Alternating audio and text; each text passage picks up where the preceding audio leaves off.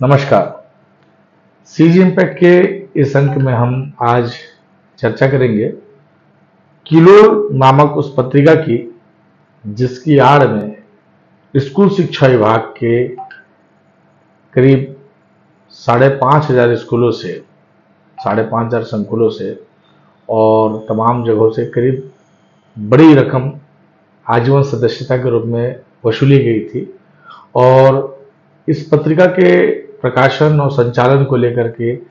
CG impact ने काफ़ी पहले से एक सवाल खड़ा किया था कि इस पत्रिका का प्रकाशन और संचालन जिस तरह से हो रहा था और इसकी एवज में स्कूल शिक्षा विभाग से जिस तरीके से बहुत बड़े पैमाने पर राशि की वसूली की गई,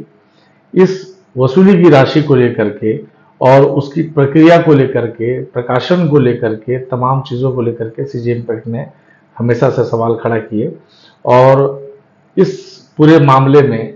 इस मुहिम में हमने अक्सर इस बात को बताया भी कि स्कूल शिक्षा डिपार्टमेंट के एक बड़े आला अफसर है जिनके संरक्षण में ये पूरा काम चल रहा था।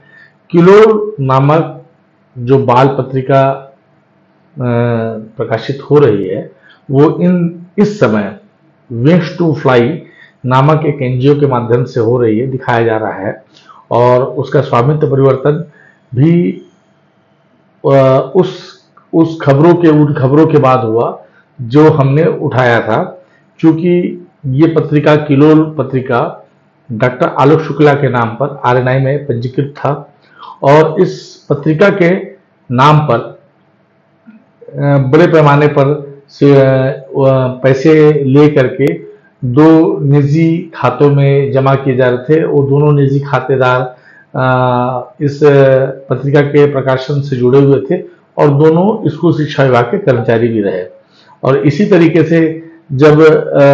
ये प्रभाव क्षेत्र बढ़ता रहा तो हाल ही में एक बड़ा मामला तब आया जब विंग्स टू फ्लाई को इसका स्वामित्व परिवर्तन हुआ और विंग्स टू फ्लाई के माध्यम से इस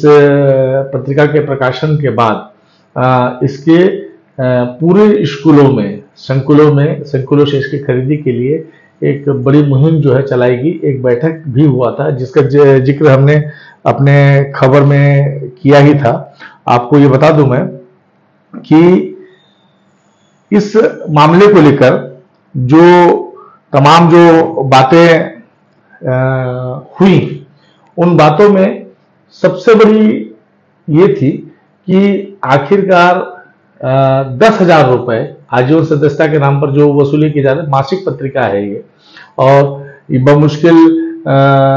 30-40 पेज की एक किताब की कीमत कितनी हो सकती है। एक साधारण पन्नों में प्रकाशित होने वाली जो किताब है, बाल पत्रिका है, संकुलों में, एक संकुल में एक पत्रिका, और एक संकुल में करीब 8 से 10 स्कूल होते हैं, उसमें सैकड़ों बच्चे होते हैं। क्या एक पत्रिका से सैकड़ों बच्चों तक उसको पढ़ाया जा सकता है? पहली बात, ये एक बड़ा सवाल। दूसरा सवाल कि 10,000 रुपए की जो आजीवन सदस्यता शुल्क जो वसूली की गई, उसका मानक क्या था? और जिस तरीके से इसके सवाल जवाब हुए विधानसभा में, जब ये मामला हाल ही में जब उठा और बड़ी तल्खी के साथ अजय नगर जी ने काफी जिरह किया और जो शिक्षा मंत्री हैं रविंद्र चौबे, उन्होंने हर तल्खी का जवाब भी दिया। इसी बीच में विधानसभा अध्यक्ष चरणदास महंत जी ने एक निर्देश जारी किया कि इस पूरे मामले की जांच कर 1 सप्ताह में रिपोर्ट जो है विधानसभा को भेजी जाए। और विधानसभा सत्र समाप्त होने के बाद अब जानकारी मिली है कि स्कूल शिक्षा विभाग ने इस पूरे मामले की जांच की और एक रिपोर्ट जो है विधानसभा अध्यक्ष को भेजी है, जिस रिपोर्ट में साफ तौर पर स्कूल शिक्षा विभाग ने माना है कि ये बात आ रही है कि माना है कि ये जो निर्देश है आजीवन सदस्य